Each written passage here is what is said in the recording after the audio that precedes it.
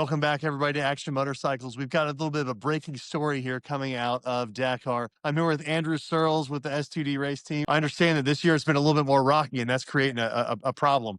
Yes, so I think it was stage two. There was a lot of steep drops. So the guys were experiencing sand dunes. They go over the sand dune, and then all of a sudden, down the other side of the sand dune wasn't a sand dune. It was a rough drop. It was. I mean, they're buzzing. Everyone is absolutely buzzing because they've introduced this. Made up the waddies, the riverbeds. So it sort of became a hard enduro at one point. Right, But, right.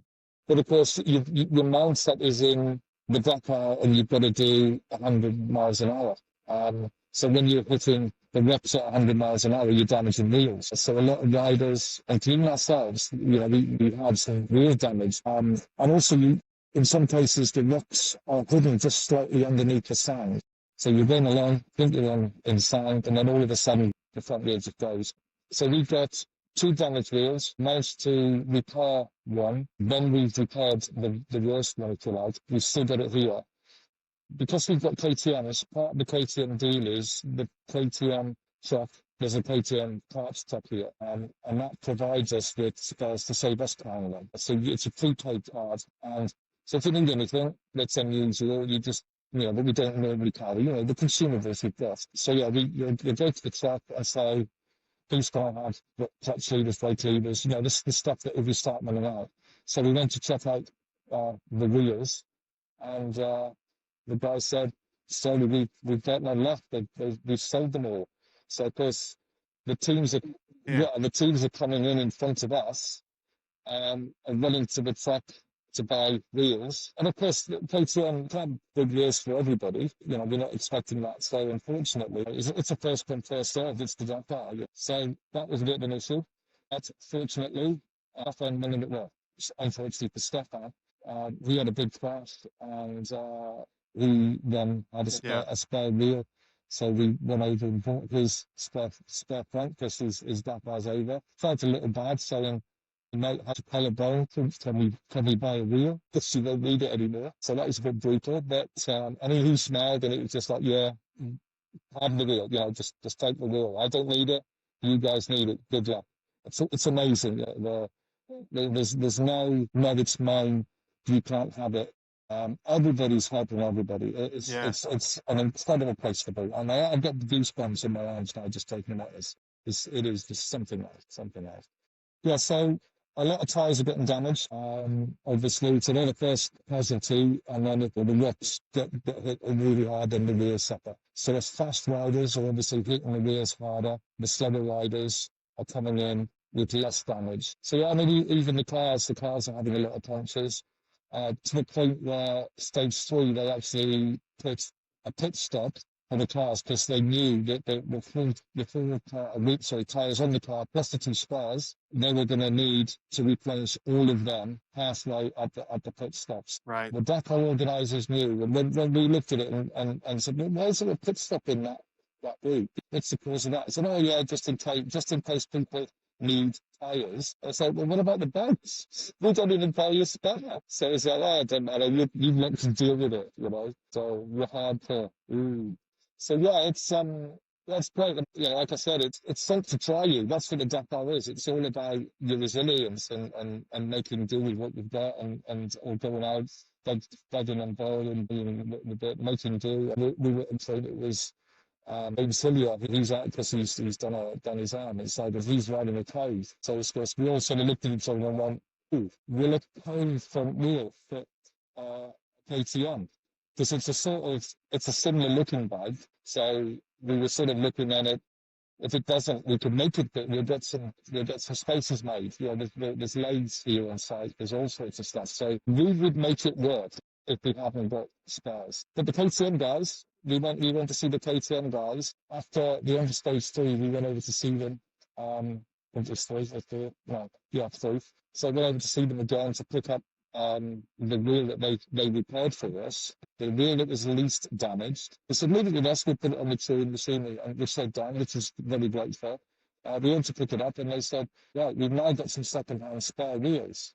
Do you want some? So obviously they're discounted because they're used. It's like, yes, please. So now we've got Yes, please. plenty of spares, and they're good enough. It's a front wheel, and you could put a brand new wheel on today, and 10 miles down the road, you could hit a rock and it's damaged. So it's what Yeah. happens. Yeah.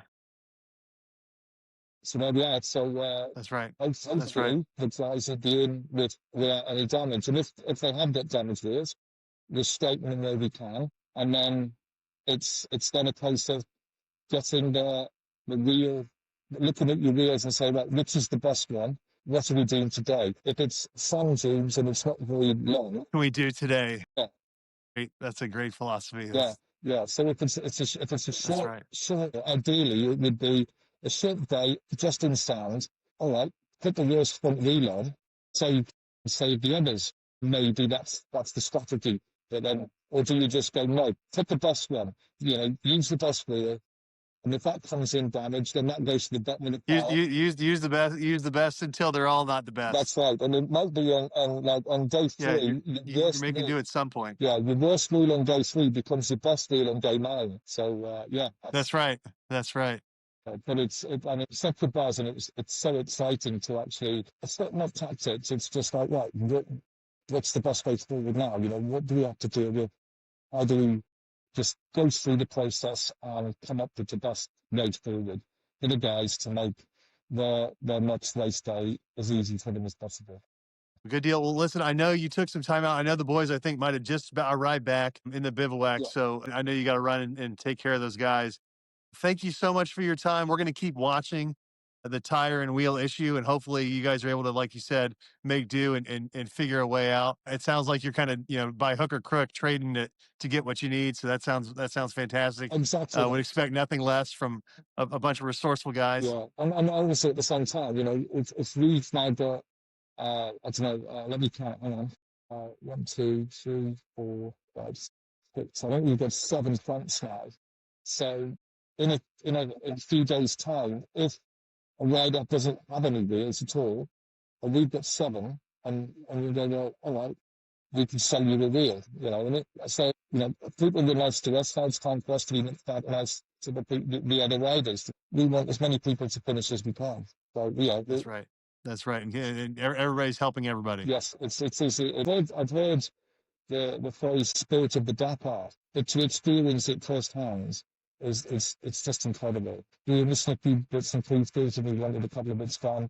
The circuits building, and it's a makes my specialties to do just So we popped over to Land Rover and said, any chance you could ride a 17 mil not onto a 19 mil socket, so the guys can use a 17 mil spanner for all the bits and pieces. Right. But yeah, leave it with us. And half an hour later, beautifully tinned, welded tools that have been made at Land Rover. It's like, thank you very much. Those see cars that you let us use the press to fix the rear screen that we've got. It's great. Honestly, it's just unbelievable. Well, I can't wait to hear more. I know you got to get back to those guys, so I'm going to let you go now. But, we'll coordinate with Carl and Craig and yourself, and hopefully be able to talk to you again very, very soon.